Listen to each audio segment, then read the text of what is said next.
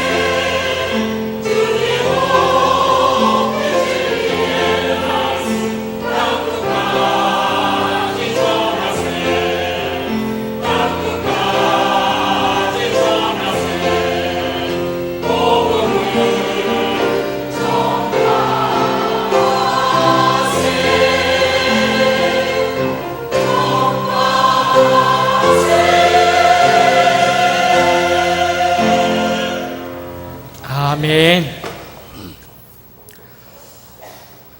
신앙생활 하는데 가장 중요한 것 중에 하나 이야기하라 그러면 기도가 빠질 수가 없습니다. 기도는 굉장히 중요한 겁니다. 기도를 통해서 은혜를 받기도 하고 하나님의 복을 받기도 합니다. 근데 그만큼 중요한 것이 기도인데, 중요하기 때문에 제대로 정확하게 건강하게 그 기도를 해야만 합니다. 중요하기 때문에 정확하게 해야 되는데 그 중요한 것을 제대로 못하는 경우들도 있기 때문에 그렇습니다. 기도도 마찬가지입니다. 잘못된 기도가 있음을 성경이 이야기하고 있습니다. 외식하는 기도가 있습니다. 중언부언하는 기도도 있습니다. 사람들 앞에 보이기 위해서 하는 기도도 있고, 화려한 언어를 구사함으로 이러한 기도가 더 좋은 기도라고 착각하는 기도도 있습니다. 자기의 욕심을 따라 구하는 잘못된 기도도 있습니다. 이러한 여러 가지 종류의 잘못된 기도가 있다라는 것을 우리가 안다면, 야, 기도가 그렇게 중요한데 기도를 참 잘 해야 되겠다, 제대로 해야 되겠다라고 생각을 하는 것이 정상입니다. 우리가 흔히 생각하는 기도의 공식이 있습니다. 기도의 공식 뭡니까? 기도하면 하나님이 들으시고 응답하신다. 이게 공식입니다. 기도하면 하나님이 들으시고 응답하신다. 이게 기도의 공식입니다. 맞습니다. 맞는 공식입니다. 그런데 이 공식이 하나님 입장에서 그 공식을 가만히 들여다보면 한편으로 참 하나님 마음 씁쓸할 것 같아요. 왜 그런 얘기를 하는지를 제가 지금 이야기를 하려고 합니다. 모든 기도가 이 응답에 초점이 맞춰져 있습니다. 내가 이렇게 기도를 하니 이렇게 응답을 받기를 바란다. 이게 우리의 기도의 초점입니다. 이게 잘못됐다는 겁니다. 내가 이렇게 응답받기를 바란다, 그게 초점이 아니라 하나님 앞에서의 나는 어떤 사람이고 하나님께서 나를 향하여 어떤 계획을 가지시고 뜻을 가지고 계신가, 거기에 초점이 맞춰져야 되는데 우리는 하나님의 뜻은 상관 안 합니다. 신경도 안 씁니다. 그죠? 내가 원하는 것, 내가 바라는 것, 그것을 두고 하나님 앞에 기도하는 경우가 많다라는 겁니다. 그러다 보니 우리의 기도의 방향이 하나님이 기뻐하시는 그 방향보다는 내가 원하는 방향, 내가 기대하는 방향, 그쪽으로 방향이 정해져 있는 경우가 많다라는 거죠. 그러면서 이 방향임에도 불구하고 하나님께서 기도하면 들으시고 응답하신다는 공식을 들이밀면서 하나님이 이렇게 기도해도 응답하신다라고 이야기를 하고 있으니 하나님 보시기에는 참 씁쓸한 겁니다. 그렇게 기도해도 하나님이 응답하십니다. 응답하시는 경우가 많아요. 그런데 하나님의 마음이 씁쓸하다라는 겁니다. 왜 씁쓸할까? 제가 예를 들어 보겠습니다. 저한테는 아들, 딸이 하나씩 있습니다. 아들이 초등학교 4학년이고 딸이 1학년입니다. 제가 이런 얘기를 한번 지어내 봤습니다. 실제로 있었던 일이 아니라 제가 지금 지어내는 겁니다. 이해를 돕기 위해서. 얘들이 갖고 싶은 게 있습니다. 장난감이 있다고 한번 생각해 봅시다. 장난감이 갖고 싶은 게 있어요. 그런데 아무리 생각해도 그 장난감을 아빠가 사줄 것 같지가 않은 겁니다. 그래서 얘 둘이 지들 방에 들어가서 둘이서 같이 작전을 세우는 겁니다. 어떻게 하면 이 장난감을 우리가 얻을 수 있을까? 아빠가 사주게 할 수 있을까? 둘이서 작전을 세우는 겁니다. 그런데 제가 우연찮게 지나가다가 그 소리를 들은 겁니다. 저는 지금 이야기를 만들어내고 있습니다. 여러분 그거 알고 들으십시오. 제가 지나가면서 그 소리를 들었어요. 그 내용이 이렇습니다. 일단 무조건 아빠한테 그 장난감 사달라 그러자. 일단 사달라고 말하고 보자. 그리고 왜 그 장난감이 나한테 필요한지를 이유를 설명하자. 옆에 얘도 장난감이 있고 쟤도 장난감이 있고 다 가지고 있는데 나만 없다. 우리 이런 정확한 구체적인 이유를 설명을 하자. 왜 그게 나한테 필요한지. 두 번째, 그래 말해도 안 사주면 우리 울어버리자. 눈물을 흘리자. 울면서 사달라고 이야기를 하자. 세 번째, 울어도 안 사주면 밥을 굶자. 우리 밥을 굶으면서 사달라고 때를 쓰자. 네 번째, 그래도 안 사주면 사줄 때까지 때를 쓰자. 여러분 혹시 눈치채셨는지 모르겠습니다. 여러분 이거 우리가 하나님 앞에 기도하는 내용입니다. 기도하는 스타일입니다. 기도하는 스타일이에요. 왜 나한테 그게 필요한지 하나님 앞에 일단 구하고 보는 겁니다. 내가 원하는 것 일단 구하고 보자. 두 번째, 안 주시면 눈물 흘리면서 하나님 앞에 기도하자. 세 번째, 그래도 안 주시면 금식을 하자. 우리 금식을 하면서 기도하자. 그래도 안 주시면 주실 때까지, 응답 받을 때까지 기도하자. 여러분 이거 우리가 하나님 앞에 기도하는 자세입니다. 자, 제가 옆에서 그 소리를 들었다고 생각해 보십시오. 자, 애들이 그런 식으로 작전을 세우는 걸 제가 알았습니다. 그리고는 이제 저한테 와가지고 장난감 사달라고 하면 제가 어떨 것 같습니까? 사줄 겁니다. 왜냐하면 애가 울면서 밥을 굶으면서 사줄 때까지 사달라고 그렇게 하는데 어떻게 부모들 입장에서 안 사주겠습니까? 그게 무슨 정말 특별하게 잘못된 것만 아니라면 웬만하면 사주겠죠. 얘들은 저를 정확하게 이해를 하고 있는 겁니다. 우리가 이렇게 하면 아빠가 사줄 거야. 저를 정확하게 지금 이해를 하고 있는 겁니다. 저는 사줄 겁니다. 그런데 사주면서도 한편으로는 기분이 씁쓸할 겁니다. 꼭 저런 방법을 택했어야만 했을까? 저렇게 울면서 사달라고 하고 밥을 굶으면서 사달라 그러고 사줄 때까지 때를 쓰면서 저렇게 했어야만 했을까? 좀 더 다른 방법은 없었을까? 와서 아빠 사랑해요 안아준다든지, 아니면 와서 뭐 아빠 피곤하시지요 어깨를 주물러 준다든지, 좀 그런 다른 방법은 없었을까? 아니면 아빠가 좋아하는 뭐 숙제부터 하고 잘 씻고 뭐 이렇게 정리 잘 하고 이런 식의 어떤 모습을 하면서 사달라고 말할 수는 없었을까? 제가 한편으로 하면 좀 씁쓸할 것 같아요. 사주면서도. 우리의 기도가 어떻게 해서든지 응답받으면 된다, 여기에 초점이 맞춰져 있습니다. 어떻게 해서든지 응답만 받으면 되기 때문에 막 떼를 쓰기도 하고 울기도 하고 밥을 굶기도 하고 사줄 때까지, 응답해 줄 때까지 구하기도 하고, 거기에 초점이 맞춰져 있습니다. 그러다가 결국은 응답을 받으면 어떻게 됩니까? 드디어 응답받았다 할렐루야 이렇게 나오는 겁니다. 우리 보통 성도들이. 근데 이게 좀 문제가 있다라는 겁니다. 하나님은 그렇게 해도 응답을 하시기도 하시지만 그 사람들이 이렇게 응답에 초점을 맞추고 기도하는 사람들이 놓치고 있는 게 있습니다. 뭐냐면 기도 응답보다 더 중요한 것이 하나님과의 관계라는 얘기입니다. 하나님과의 관계예요. 하나님과의 관계가 정말 중요하고 하나님께서 우리를 정말 사랑하시고 하나님과 우리와의 관계가 정말 깊이 이렇게 친밀하게 맺어져 있으면 사실 우리가 구하기도 전에 먼저 우리에게 필요한 게 뭔지 다 알아서 다 채워주시는 분이시거든요. 그런데 그걸 평상시에 이 관계는 전혀 무시하고 아빠가 오는지 가는지 아는 척도 안 하고 뭐 아빠가 피곤한지 안 피곤한지 전혀 신경도 안 쓰고 있다가 정작 필요한 일이 있으면 아빠 이거 사주세요, 아빠 저거 사주세요, 아빠 용돈 주세요. 이게 문제가 있는 겁니다. 준다니까요. 그래도 용돈도 주고 사줄 거 다 사줍니다. 그런데 그 관계가 문제가 있는 겁니다. 문제가 있어요.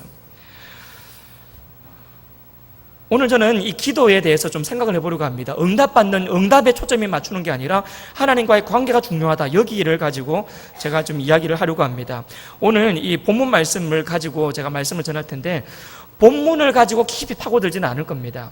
이 일을 가지고 제가 기도라는 거기에 좀 깊이 제가 생각을 하면서 말씀을 전하려고 합니다. 사도 바울이 사실 본래 가려고 했던 곳은 아시아였습니다.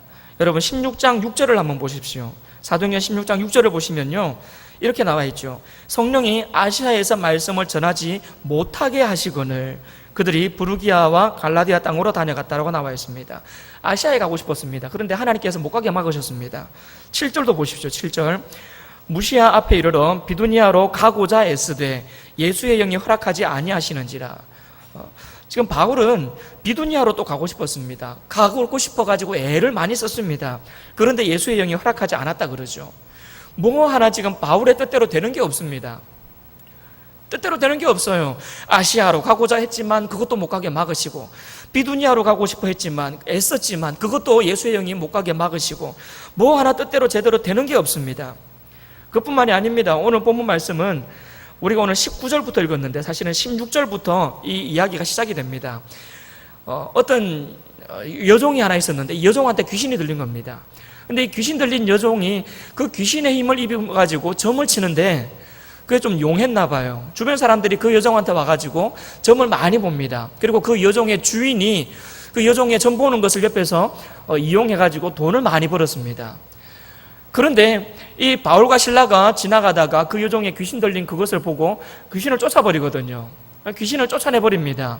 그러니까 더 이상 이 여종이 점을 칠 수가 없는 거고, 점을 못 치니까 이 주인이 볼 때는 자기 수입원이 끊어진 겁니다. 그래서 화가 났습니다. 그리고는 바울과 실라를 관원들에게 넘겨버립니다. 저것들이 이곳에 와가지고 이상한 도를 전한다, 이상한 짓을 한다, 고발을 합니다. 그리고는 잡혀가죠. 그리고는 22절부터 보시면 무리가 일제히 일어나 고발하니 상관들이 옷을 찢었답니다. 옷을 벗긴 것도 아니고 찢어버렸답니다. 그리고는 벗긴 상태에서 매로 때렸답니다. 인격을 무시하는 겁니다. 사람 취급을 안 하는 겁니다. 옷을 찢어버리고 매로 때렸다. 그리고 많이 때린 이후에 23절을 보시면 옥에 가뒀답니다. 그리고는 간수한테 명하여 지키라고 했답니다. 그리고 발에는 착고를 채웠다라고 24절에 나옵니다. 자, 이렇게 바울이 고통을 당하고 있습니다. 그런데 여러분 보세요. 바울이 잘못한 게 뭐가 있습니까? 예수님께서 인도하시는 대로 본래는 딴 데 가고 싶었는데 가고자 했던 그 길을 하나님이 막으셔서 거기 가지도 못하고 결국은 자기가 가고 싶어 하지 않았던 곳이지만 이곳으로 와서 지금 복음을 전하고 귀신 들린 사람을 쫓아내며 하나님의 일을 행하고 있는데, 그런데 잡혔다는 얘기죠. 그리고는 옷도 찢겨지면서 매맞았다는 겁니다. 그리고 감옥에 갇혔다는 거고 착고를 가지고 지금 발이 채워져 있는 겁니다. 착고라는 게 뭐냐면요, 여러분 우리 옛날에 우리 사극에 보면 칼 아시죠? 목에 이렇게 해가지고 나무 길게 나무 판때기 있는 거. 이거 비슷하게 생겼는데 양쪽으로 구멍이 나 있습니다. 그리고는 그 상태에서 발이 들어가서 발을 탁 채워버리는 겁니다. 그러면요 발이 딱 이 상태에서 이렇게 하지를 못합니다. 왜? 나무 양쪽에 구멍이 있는 상태에서 발이 들어가 있기 때문에. 그러니까 걷지를 못하는 겁니다. 그러니까 불편한 자세예요. 자세가 불편합니다. 제대로 서지도 못하고 굉장히 불편한 자세예요.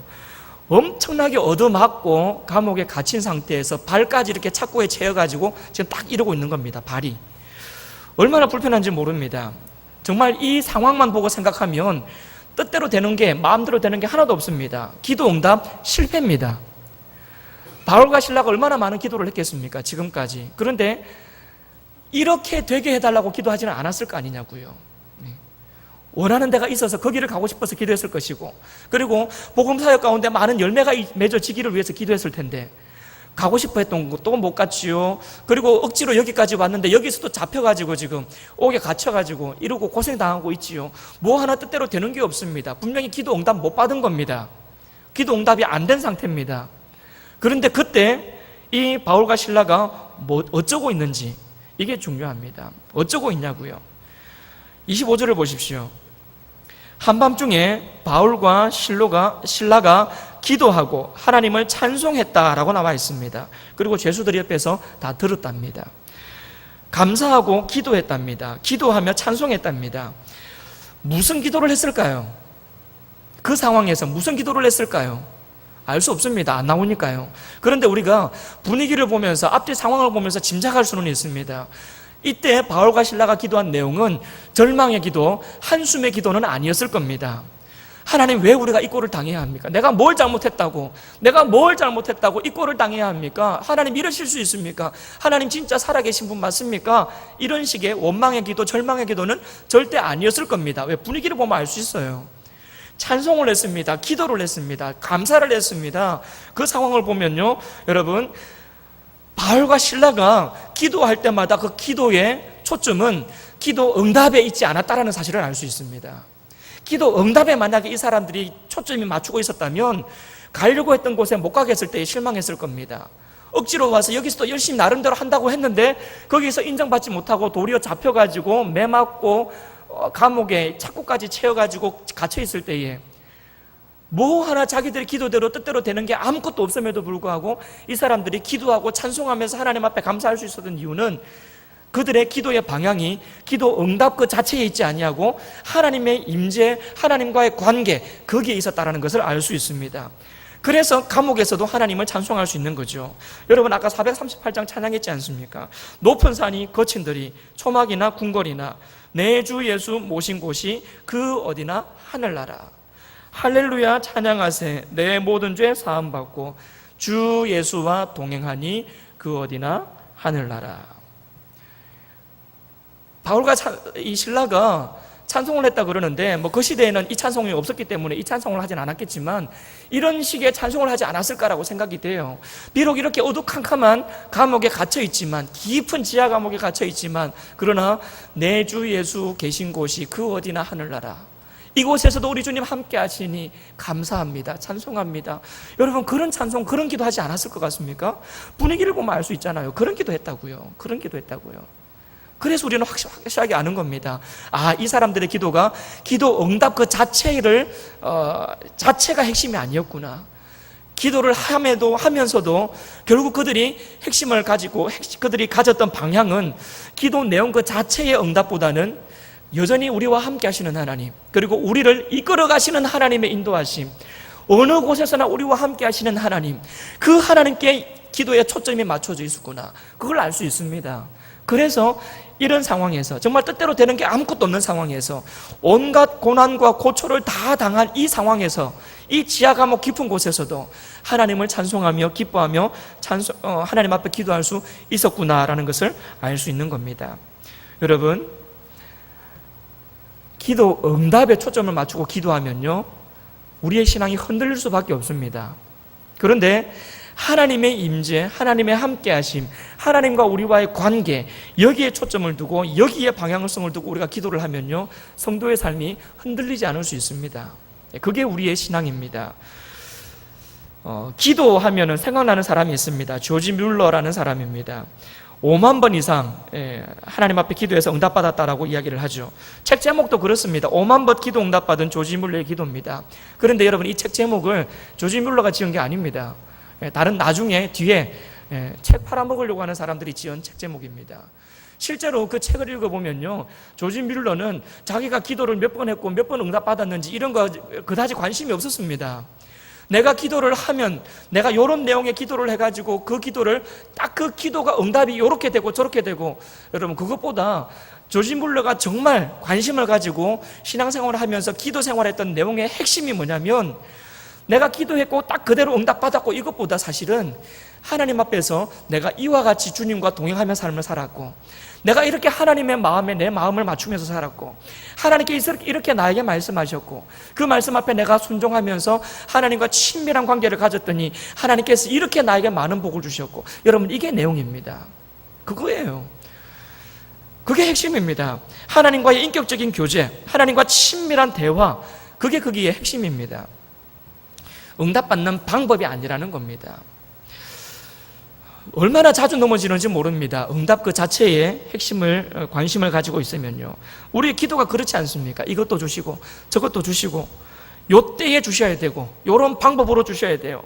그게 우리의 기도 내용이거든요. 근데 이게 하나님과의 관계를 참 깨트리기 쉬운 그러한 위험한 기도라는 걸 우리는 알아야만 합니다. 내가 원하는 그것을 내가 원하는 때에 나의 원하는 방법으로 응답해 주시지 않으면 실망하고 좌절하면서 절망하는 것, 그게 우리의 잘못된 기도의 태도라는 얘기입니다. 그래서 우리는 기도 응답 그 자체에 초점을 맞추기보다 하나님과의 관계에 초점을 맞추고 하나님의 뜻에 내 뜻을 맞추는 훈련을 해 나가야만 합니다. 어떤 식으로든지 하나님은 우리의 인생을 선하고 좋은 길로 인도하십니다. 당장 내가 원하는 길로 하나님이 못 가게 막으신다 할지라도, 당장 내 삶 속에 여러 가지 열매가 맺혀지기보다는 여러 가지 기타 고통과 고난을 당하게 하신다 할지라도, 그럼에도 불구하고 나를 향하신 하나님의 뜻은 나를 선하고 좋은 길로 인도해 가시는 것이다. 여러분, 이것이 우리의 신앙 고백이 되어야 되는 겁니다. 그래야 어떤 상황 속에서도 우리는 응답은 되지 않았지만 여전히 하나님이 나와 함께 하신다는 그 사실 때문에, 여전히 하나님이 나의 아버지가 되신다는 그 사실 때문에, 여전히 하나님이 나를 사랑의 눈으로 쳐다보고 계신다는 그 사실 때문에 우리는 절망하지 않을 수 있고 원망하지 않을 수가 있는 겁니다. 우리의 기도 내용을 가만히 보시면 내가 지금 어디에 초점을 맞추고 기도하고 있는지를 알 수 있습니다. 여러분, 하나님의 관계, 친밀함에 초점을 맞추지 않고 응답 그 자체에 초점을 맞추고 기도하면요, 우리의 모든 기도 내용들은 우리의 당면한 문제입니다. 오늘의 문제. 오늘 당장 내가 건강이 안 좋으니까 건강해 주시고, 돈이 없으니까 돈 좀 주시고, 이런 문제가 있으니까 이 문제 좀 해결해 주시고, 무엇을 먹을까? 무엇을 입을까? 어떻게 살아갈까? 어떻게 문제 해결할까? 우리 기도 내용이 전부 그런 게 돼버립니다. 그 속에 하나님께서 나에게 어떤 뜻을 가지고 계실까? 하나님께서 나에게 무엇을 원하실까? 하나님께서 내 삶을 어떻게 인도하시기를 원하실까? 그런 데는 관심이 없습니다. 그래서 하나님 앞에 나와서 기도할 때에 하나님 이거 필요하고 저거 필요하고 요거 필요합니다. 요때 주시고 요런 방법으로 주시고 요런 때 나에게 다 응답해 주십시오라고 할 말만 다 하고는 일어나서 가버리는 겁니다. 왜? 내 할 말은 다 했거든요. 하나님의 뜻은 관심 없거든요. 내 할 말은 다 했기 때문에 할 말만 다 쏟아내고 그냥 가버리는 겁니다. 얼마나 우리 중심적인, 내 중심적이고 내 문제 중심적인 기도인지 모릅니다. 하나님 중심적인 기도로 우리의 기도를 좀 바꿔야 됩니다. 방향을 바꿔야 된다는 얘기입니다. 하나님, 나의 삶을 어떻게 살아가야 하겠습니까? 어떻게 사는 것이 하나님의 영광을 위해서 살아가는 것일까요? 하나님, 나는 이렇게 살고 싶은데 하나님 어떻게 생각하십니까? 하나님은 무엇을 원하십니까? 하나님 앞에 물어야 됩니다. 그러면요, 하나님께서 우리의 마음을 통해서 마음을 주십니다. 생각을 통해서, 마음을 통해서, 또 때로는 이렇게 말씀을 통해서, 어떨 때는 기록된 하나님의 말씀을 통해서, 아니면 주변 믿음의 사람들을 통해서 하나님은 어떤 방법으로든지 간에 우리에게 말씀하십니다. 그리고 확신을 주십니다. 그래, 하나님은 나에게 이것을 원하시지, 하나님은 이것을 원하시지. 알 수 있습니다. 왜? 영적인 존재거든요. 우리는 영적인 존재이기 때문에 하나님께서 영으로 우리에게 말씀하시는 것을 그렇게 알아챌 수 있습니다. 문제는 내가 그렇게 살기 싫으니까 들으면서도 못 들은 척하는 거죠. 그게 문제인 거죠. 그래서 하나님과의 관계가 친밀해지면 하나님의 그 음성이 더 선명하게 들리고 그 음성을 하나님의 음성으로 인정할 줄 아는 능력이 생겨나는 겁니다. 어떤 사람에게요, 응답의 초점이 아니라 하나님과의 관계에 초점을 맞추면서 하나님의 마음에 나의 관심사를 맞추면서 기도하는 그 사람에게요. 한 가지만 더 이야기하려고 합니다. 하나님 중심적인 기도를 했을 때 나타나는 특징이 있습니다. 뭐냐면요, 낙심하지 않는다라는 겁니다. 낙심하지 않습니다. 절망하지를 않습니다. 반대로 이야기하면 어떻게 됩니까? 하나님 중심적인 기도가 아니라 응답에 초점을 맞추고 응답 중심적인 기도를 하면요, 쉽게 낙심합니다. 자주 낙심하고 절망합니다. 이런 예를 들어 보겠습니다. 고3 수험생 어머니가 있었습니다. 어떻게 해서든지 이번에 우리 아들이 대학에 들어가기를 바랍니다. 그래서 기도를 합니다. 평상시에는 기도 안 했는데 아들이 대학 가야 되니까, 참 중요하니까 기도를 시작했습니다. 얼마나 열심히 기도했는지 모릅니다. 정말 열심히 기도했습니다. 금식도 하면서 기도했습니다. 막 새벽으로 저녁으로 기도했습니다. 얼마나 열심히 기도했는지 몰라요. 그런데 아들이 대학에 떨어졌습니다. 여러분, 이 순간 이 어머니가 얼마나 낙심이 되는 줄 아십니까? 그런데 뭐가 낙심이 되느냐, 이게 중요합니다. 뭐에 낙심이 되겠습니까? 일단 아들이 대학에 떨어졌으니까 그것도 낙심이 됩니다. 그런데 또 하나 낙심되는 게 있습니다. 뭐냐면 왜 하나님이 내 기도를 안 들어주시나, 이겁니다. 왜 하나님이 내 기도를 안 들어주시나? 내가 그렇게 열심히 기도했는데, 그렇게 간절하게 기도했는데, 금식까지 하면서 기도했는데, 새벽에도 기도하고 저녁에도 기도했는데, 내가 그렇게 하나님 앞에 열심히 기도를 했는데 왜 하나님이 내 기도 응답 안 해주시나? 그래서 낙심이 되는 겁니다. 하나님의 응답에 초점이 맞춰져 있었거든요. 그러니까 어떻게 해서든지 기도 응답 받아가지고 아들이 대학에 붙었어야 되는 겁니다. 하나님의 뜻은 관심이 없습니다. 내가 이렇게 열심히 기도했으니까, 금식도 했고 새벽에도 기도했으니까 아들이 대학에 붙어야 되는 겁니다. 그런데 대학에 떨어지니까 하나님이 왜 내 기도 안 들어주시나? 그게 낙심이 되는 겁니다. 응답에 초점이 맞춰져 있으면 이렇게 낙심이 되는 겁니다. 만약에 여러분 하나님께서 응답하셔가지고 대학 붙어주셨으면, 붙게 해주셨으면 어떻게 됐을까요? 여러분, 그 어머니가 어떤 식의 반응을 했을까요? 아들한테 이야기했겠죠. 야, 네가 열심히 공부한 것도 있겠지만 내가 기도했다. 너를 위해서 내가 열심히 기도했다. 금식하면서 기도했고 내가 기도했다. 네 엄마의 기도 때문에 대학 합격한 줄 알아라. 그렇게 말하지 않았겠습니까? 초점이 거기에 있었지 않습니까? 대학 합격하는 거, 거기에 초점이 있었지 않습니까? 그러니까 그 응답이 되고 나면 내가 기도했다는 겁니다. 하나님이 어떻게 응답해 주신 거는 관심 없어요. 내가 기도했으니까요. 내가 금식했으니까요. 내가 열심히 최선을 다했으니까요. 그래서 기도가 응답이 됐으니까 내가 잘한 겁니다. 이건 내가 잘한 거예요. 내가 열심히 한 겁니다. 여러분, 그렇게 하나님이 응답해 주시면 이 사람 어떻게 되겠습니까? 이 어머니 어떻게 되겠습니까? 앞으로 중요한 일이 있을 때마다 그렇게 기도하겠지요. 요 문제 반드시 해결해 달라고 그 문제를 가지고 늘어지게 기도하겠지요. 그리고 하나님이 또 응답해 주시면 또 이야기하겠지요. 내가 기도해서 됐다고, 내 덕인 줄 알라고, 내가 기도해서 됐으니까 내 덕인 줄 알라고, 나한테 고마워하라고 이야기하겠지요. 왜? 그 사람의 신앙은 그렇게 자리 잡아 가는 겁니다. 그 사람이 그렇게 기도해가지고 대학 떨어지는 바람에 그때 만약에 낙심하고 절망한다면 차라리 그 사람은 기도 안 하는 게 나을 뻔했습니다. 왜냐하면 기도 안 해가지고 떨어지면, 대학 떨어지면 미안하다. 나도 기도했어야 되는데, 네가 공부하는 동안 나도 기도했어야 되는데, 그러면 차라리 기도의 자리에 나오기라도 하지요. 내가 하나님 앞에 기도했어야 되는데, 네가 열심히 공부하는 만큼 나도 하나님 앞에 기도했었어야 되는데 내가 잘못했다. 기도하는 자리에 나오기라도 하지요. 근데 이거는 기도 열심히 해놓고는 안 되니까 낙심하고 절망하고 있으니 차라리 기도 안 하는 게 더 낫다는 겁니다. 응답에 초점을 맞추면요, 이렇게 오히려 기도하는 게 우리를 넘어지게 만들기도 합니다. 응답에만 관심이 있으면 오히려 기도한 것 때문에 시험에 들기도 합니다. 그래서 우리는 방향을 바꿔야 된다는 겁니다. 기도의 방향을 바꿔야 돼요. 뭔가 내가 원하는 목적을 두고 그 길을 가지고 거기에 온갖 신경과 관심을 다 가지고 그거 하나님 그거 그렇게 기도할 것이 아니라, 하나님 내 앞에 그러한 문제가 있지만 하나님의 뜻을 구합니다. 하나님의 온전하신 뜻이 이루어지기를 바랍니다 라고 구할 수 있는 자세가 우리에게 있어야 되는 겁니다. 마태복음 7장 11절을 보시면요, 이런 말씀이 있습니다. 너희가 악한 자라도 좋은 것으로 자식에게 줄 알거든 하물며 하늘에 계신 너희 아버지께서 구하는 자에게 좋은 것으로 주시지 않겠느냐라고 하는 거죠. 자식이 떡을 달라는데 돌을 줄 아버지가 있겠습니까? 자식이 생선을 달라 그러는데 뱀을 줄 사람이 있겠습니까? 인간의 아버지라도 자기 자식에게는 좋은 걸 주고 싶어 하는 게 아버지인 겁니다. 근데 하늘 아버지가, 하물며 하늘에 계신 우리 아버지가 구하는 자에게 좋은 것을 주시지 않겠느냐라는 것이 이 마태복음 7장의 말씀이죠. 근데 여러분 주목하여 보셨는지 모르겠습니다. 구하는 자에게 뭘 주시겠답니까? 성경구절 다시 한번 띄워주시겠습니까?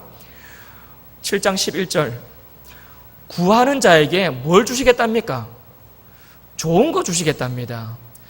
구하는 자에게 구하는 그것을 주시는 게 아니라 구하는 자에게 좋은 것을 주시겠답니다. 그럼 무슨 얘기입니까? 내가 뭔가 필요한 게 쓰여 있어가지고 그걸 구했는데 하나님께서는 그 아들에게 구하는 바로 그것을 주는 게 아니라 하나님이 생각하실 때에 좋은 것, 그걸 주시겠다라는 겁니다.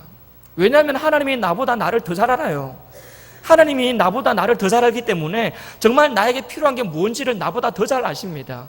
정말 나에게 꼭 필요한 게 뭔지 하나님이 나보다 나를 더 잘 아시기 때문에 뭐가 나에게 정말 필요한 것인지를 잘 아십니다. 나는 잘 몰라서 그거면 되겠다 싶어가지고 그걸 구하고 있는데 하나님은 나보다 더 잘 아시기 때문에 그것 말고 다른 더 좋은 것을 우리에게 주시는 분인 겁니다. 그런데 우리가 하나님과의 관계에 초점이 맺혀져 있지 않으면 내가 그거 구했는데 왜 그거 안 주시는지 오히려 그것 때문에 낙심하는 겁니다.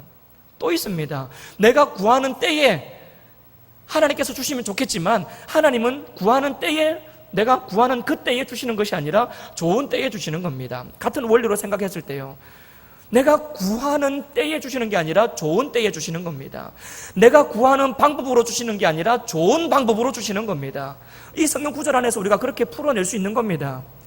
내가 구하는 것을 구하는 때에 구하는 방법으로 주시는 게 아니라 하나님이, 나를 잘 아시는 하나님이 내가 그렇게 구했을 때에 하나님이 보시면서 좋은 것을 좋은 때에 좋은 방법으로 주시는 겁니다. 그런데 우리가 응답에만 초점이 맞춰져 있었으면 하나님이 좋은 것을 좋은 때에 좋은 방법으로 주시려고 준비하고 계셔도 모릅니다. 그래서 원망해요. 왜 안 주냐고. 왜요? 응답에 초점이 맞춰져 있었으니까 그렇습니다. 근데 하나님과의 관계에 초점이 맞춰져 있었으면, 이걸 구함에도 불구하고 하나님의 관계에 초점이 맞춰져 있었으면 하나님을 향해서 우리는 신앙 고백을 하는 겁니다. 비록 내가 구하는 그것이 내가 구하는 때에 구하는 그것이 구하는 때에 구하는 방법으로 이루어지지는 않았어도 선하신 하나님을 믿습니다.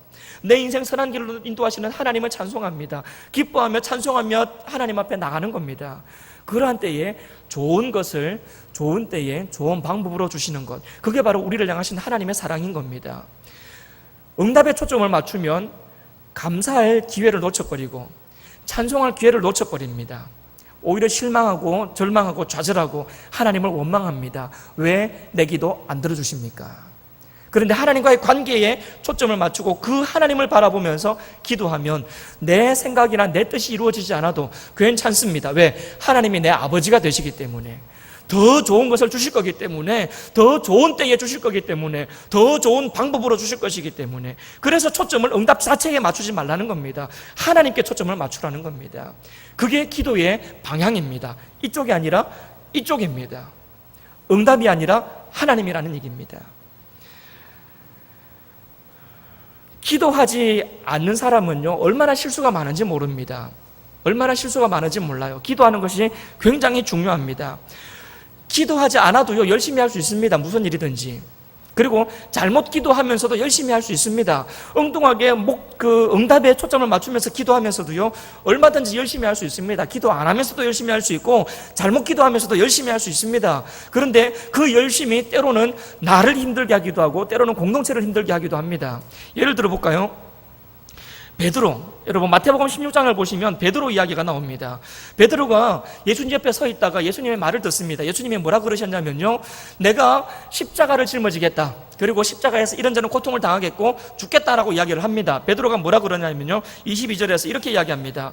베드로가 예수를 붙들고 항변하여 이르되 주여 그리 마옵소서, 이 일이 결코 죽게 미치지 아니하리이다 라고 말합니다. 뭡니까? 내가 모시고 있는 선생님한테 그런 일이 일어나면 안 되지요. 어떻게 선생님이 고통을 당할 수가 있고, 어떻게 선생님이 십자가에 달려 죽을 수가 있습니까? 절대 그럴 수 없습니다. 주여 그리 마옵소서. 열심히 있습니다. 누구보다도 열심히 있고 뜨거움이 있습니다. 행동이 빨라요. 그런데 기도하지 않았습니다. 하나님의 마음을 관심이 없었습니다. 예수님의 말씀에 관심이 없었습니다. 자기 생각에 옳은 대로 열심을 하는 겁니다. 그러니까 자기 생각에 자기가 섬기는 선생님이 그 고통 당하면 안 되는 겁니다. 그러니 이야기하는 거죠. 그리 마옵소서, 그리 마옵소서. 그 일 가운데 어떤 의미가 들어있는지 관심이 없습니다. 왜? 하나님의 말씀에, 하나님의 마음에 관심이 없으니까요. 그냥 자기 생각에, 그거는 싫은 겁니다. 그리 마옵소서. 예수님이 뭐라 그럽니까? 23절에서 예수께서 돌이키시며 베드로에게 이르시되 사탄아 내 뒤로 물러나라, 너는 나를 넘어지게 하는 자로다. 네가 하나님의 일을 생각하지 아니하고 도리어 사람의 일을 생각하는도다 라고 꾸짖으셨습니다. 사람의 일을 생각한답니다. 하나님의 마음에 관심이 없고 그저 사람의 말에, 사람의 일에, 거기에 핵심을 두고 그냥 무조건 열심히 하는 겁니다. 근데 예수님 밑에서 지금 열심히 했지 않습니까? 그러니까 예수님 밑에서도 기도하지 않고 예수님의 마음에 관심이 없으면서도 얼마든지 열심히 할 수 있다는 겁니다. 그런데 그게 뭡니까? 예수님을 넘어지게 하는 행동이었다는 겁니다. 오죽했으면 사탄아 내 뒤로 물러나라고 예수님께서 그렇게 꾸짖으셨겠습니까? 바울도 여러분 한번 살펴보셔야 됩니다. 여러분, 바울이 예수 믿고 예수님 만나고 바울이 되기 이전에 사울이었던 때에 그 사울이 어떤 일들을 주로 했는지 아십니까? 누구보다도 하나님을 열심히 섬겼던 사람이었습니다. 그래서 예수 믿는 사람들을 죽이러 다녔습니다. 왜? 기존에 있던 이 율법과는 다른 도를 전한다고 생각했거든요. 그러니까 그런 잘못된 것을 전한다고 생각했거든요. 그래서 예수 믿는 사람들을 잡아 죽이는데 앞장을 섰던 겁니다. 왜? 하나님의 마음을 헤아리지 못했거든요. 그저 자기 열심으로, 자기 종교적인 열심, 자기 열심으로 일을 하는 사람이었거든요. 누구보다도 그 열심이 대단했거든요. 그러니 예수 믿는 사람들을 잡아 죽이는데 최고로 앞장서서 다니는 겁니다. 그게 열심입니다. 열심. 잘못된 열심. 여러분, 기도하셔야 됩니다. 기도하셔도요, 잘못된 기도가 아니라 바른 기도를 하셔야 됩니다. 하나님의 마음에 관심을 가지고 하나님의 뜻에 내 마음을 맞추는 그러한 바른 기도를 하셔야 됩니다. 그렇게 기도하면서 열심히 하셔야 됩니다. 그래야 공동체 그리고 자기 자신에게 유익이 있습니다. 기도하지 아니한 채 자기 생각대로 무조건 열심히 하는 것, 자기도 넘어지고 옆 사람도 넘어지게 만드는 위험한 행동입니다. 그래서 기도가 중요합니다. 바울과 실라가 감옥에 갇혀서도 하나님을 찬송하며 기도했습니다. 그리고 그렇게 기도하니까 주변의 제수들이 다 들었죠. 그들에게 선한 영향력이 들어갔습니다. 그리고 그렇게 기도하고 찬송하는 그 현장에 기적이 일어납니다. 26절을 보시면 갑자기 큰 지진이 나서 옥토가 움직였고 문이 곧 다 열렸답니다. 그리고 모든 사람의 메인 것들, 아까 찾고 그 메인 것들이 다 벗어졌다라고 나옵니다. 기적이 일어나는 겁니다. 분명히 내가 기대했던 응답하고는 전혀 상관없는 다른 방향으로 내 인생이 진행되고 있음에도 불구하고, 그럼에도 불구하고 하나님을 신뢰하면서 기도하고 하나님의 마음에 내 마음을 맞추면서 그저 감사, 그저 찬송, 그저 기도하고 나가니까 그 현장에 기적이 일어나더라는 겁니다. 생각지도 못했던 지진이 일어나고 감옥의 문들이 다 열리고 묶였고 매여있던 것들이 다 풀려나는 역사가 일어나는 겁니다. 어디까지요? 그 사람들뿐만 아니라 그 주변 사람들에게까지도 똑같이 그 역사가 일어나는 겁니다. 얼마나 그 사람들이 놀랐을까요? 그러면서 그 사람들이 이 두 사람, 바울과 실라가 기도하고 찬송했던 그 하나님을 얼마나 이 사람들이 두렵고 떨려하며 그 하나님을 생각했을까요? 하나님 중심적으로 생각하면서 하나님 앞에 나가서 기도하는 사람들에게는요, 기적이 일어납니다. 그리고 그 기적을 다 봅니다. 주변 사람들도 다 같이 봅니다. 그리고는 하나님을 함부로 말하지 못합니다. 그 하나님을 두려워하고 그 하나님을 경외하게 됩니다. 요즘 왜 그렇게 기독교가 사람들에게 그런 영향력을 끼치지 못할까요? 기도하지 않아서 그렇습니다. 하더라도 응답에 초점을 맞추고 기도해서 사람들에게 선한 영향력을 보여주지를 못하고 있는 겁니다. 기도를 회복해야 되겠습니다. 여러분, 저와 여러분의 삶 속에 기도를 회복해야 되겠습니다. 그래서 기도 집회가 내일부터 이루어집니다. 특별 새벽 기도회가 내일부터 진행이 됩니다. 일단 이번 한 주간 동안 특별 기도회, 새벽 기도회 진행이 되고, 그리고 추석 지나고 또 마지막 제주에 특별 새벽 기도회와 함께 특별 저녁 집회가 강사 목사님을 모시고 영적 회복과 건강한 교회를 위한 기도 집회가 진행이 됩니다. 초점이 기도회가 있습니다. 기도를 회복하자는 겁니다. 기도를 회복하자는 게 뭡니까? 하나님과의 관계를 회복하자는 겁니다. 혹시라도 아직까지 내가 기도 응답에 대해서, 그리고 하나님과의 관계에 대해서, 하나님과 함께 동행하는 삶에 대해서 그다지 잘 모르겠다, 그냥 교회는 왔다 갔다 오랫동안 했는데 잘 모르겠다 싶으신 분들, 여러분 꼭 새벽 기도회와 기도 집회에 참석하시기를 바랍니다.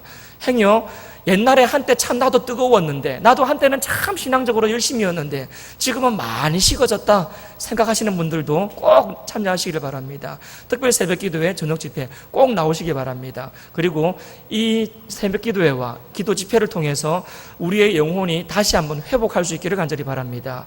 그리고 응답이라고 하는 잘못된 방향으로 초점이 맞춰져 있었던 우리의 기도의 방향이 이 특별 새벽 기도회와 기도 집회를 통해서 다시 방향이 하나님께로 향할 수 있기를 간절히 바랍니다.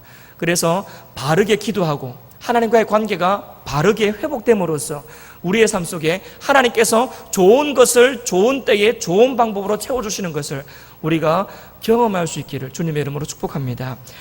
기도하겠습니다. 하나님 감사합니다. 하나님의 말씀 듣게 하신 것을 감사합니다. 하나님, 우리가 행여라도 지금까지 잘못된 방향으로 기도를 하고 있었다면 이제는 그 기도의 방향이 하나님을 향하여 바르게 바뀔 수 있도록 주님 도와주옵소서. 내 생각을 고집하기보다 하나님의 뜻을 먼저 구하고 그 뜻대로 살아가기를 위하여 노력하고 애쓰는 그러한 우리의 삶이 될 수 있도록 도와주옵소서. 그럴 때에 우리에게 가장 좋은 것을 좋은 때에 좋은 방법으로 채워주시는 하나님을 경험할 수 있도록 도와주시옵소서. 하나님, 이 말씀 듣게 하신 것 감사합니다. 이제 내일부터 특별 새벽 기도회와 또한 이 9월 한 달에 기도 집회까지도 진행이 될 것인데, 하나님, 이 기도 집회를 통해서 우리가 기도를 바르게 이해하고 바르게 기도 생활하는 우리의 신앙이 될 수 있도록 주님 도와주옵소서. 하나님 앞에 나오면서 또한 예물을 준비하여 구별하여 나왔습니다. 하나님, 물질을 받아주시고 물질과 함께 우리의 마음도 받아주셔서 하나님 앞에 드릴 풍성한 마음, 풍성한 물질, 하나님 아버지, 그런 것들이 우리에게 늘 있게 하여 주시옵소서. 더 많이 주를 위하여 쓰고 이웃들에게 베풀며 살아가는 풍성함이 우리의 삶 가운데